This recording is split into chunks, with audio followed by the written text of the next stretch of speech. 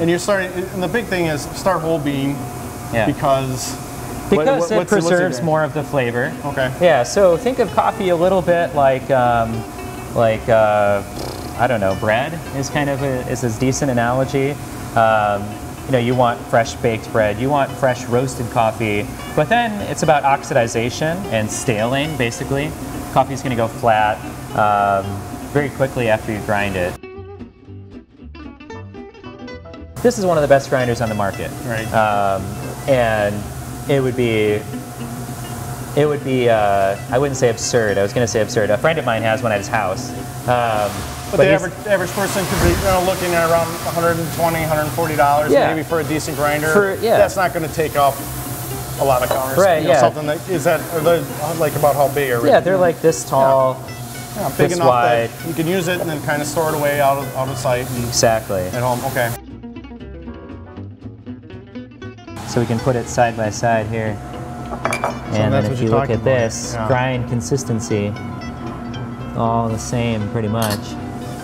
Yeah, and what you're seeing is like these big, like on this one here, then like the big chunks will under extract, and that's where you get the more of the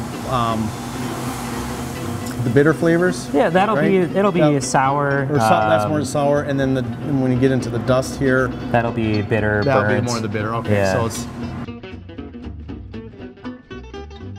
So we want water that's filtered to filter out the chemicals certainly, but also some of the minerals that we don't want, some of the less desirable stuff. But you don't want it all the way distilled and purified, and reverse osmosis isn't always ideal. You want a little bit of mineral in there to bring out and complement the coffee, basically, to extract it successfully. Some people think that, oh, I've got a whole house softener on my house, so my water's all softened, it should be good. No. I mean, it's good for your appliances, maybe, but it's not good for coffee. Yeah. It won't extract it. So chemically, sometimes the water can be challenged. That's one of the most common questions I get is like, how much coffee do I use at home? How many scoops? And I'm like, I don't know. It's like, this cup doesn't mean a real cup, it's like kind of confusing. Right. But so we say 60 grams of coffee per liter of water, which is what I mentioned about what we're brewing now.